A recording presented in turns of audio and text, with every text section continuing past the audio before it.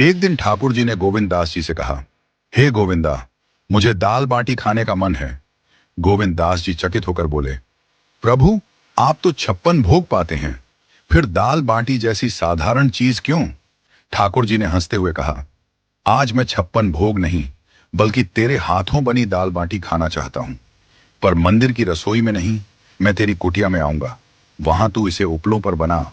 गोविंद दास जी ने ठाकुर जी की आज्ञा स्वीकार की और चुपचाप तैयारी करने लगे। उन्होंने इस बात को मंदिर के अन्य सेवकों से छिपा कर रखा, क्योंकि ऐसा मानना था कि ठाकुर जी मंदिर के बाहर नहीं जाते।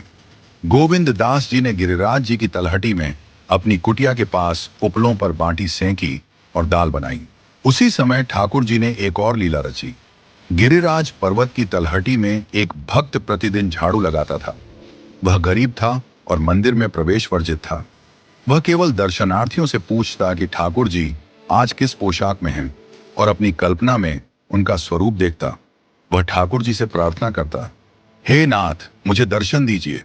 इस जन्म में तो मैं आपके योग्य नहीं, पर अगले जन्म में कृपा करके मुझे चींटी बना दीजिए, ताकि आपके चरणों में आ सकूं। उसकी इस प्रार्थना ने ठाकुर जी को रिझा दिया। ठाकुर जी मंदिर से बाहर आए और झाड़ू लगाने वाले के पास पहुंचे।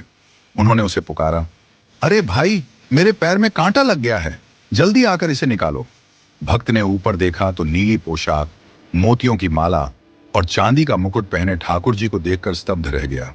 वह भाव विभोर होकर उनके चरणों में गिर पड़ा। ठाकुर जी ने अपने चरण उसकी गोद में रख दिए और कहा, जल्दी से कांटा निकाल। हाथ से नहीं निकले तो अपने दांतों से निकाल।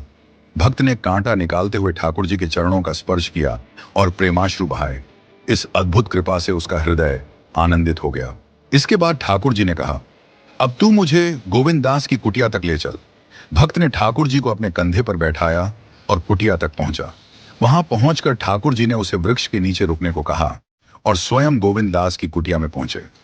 गोविंद दास जी ठाकुर जी को देखकर आनंदित हो गए। ठाकुर जी बोले, गोविंदा, जल्दी खाना परोस, मुझे बहुत भूख लगी है। गोविंद दास ने सुंदर पत्तल में बाटी, दाल, चूरमा और चटनी परोसी। ठाकुर जी खाने लगे, लेकिन बीच बीच में बाटियां अपनी पीतांबर में छिपाने लगे। जब गोविंद दास ने यह देखा तो बोले, प्रभु, आप मंदिर में 56 भोग पाते हैं और यहाँ बाटियां छिपा रहे हैं, ये सब किसके लिए है? ठाकुर जी ने मुस्कुराते हुए कहा, ये बाटियां उस भक्त के लिए हैं जिसने मेरा कांटा निकाला था।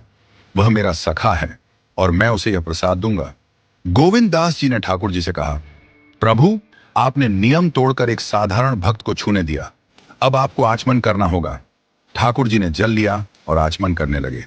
तभी गोविंद दास जी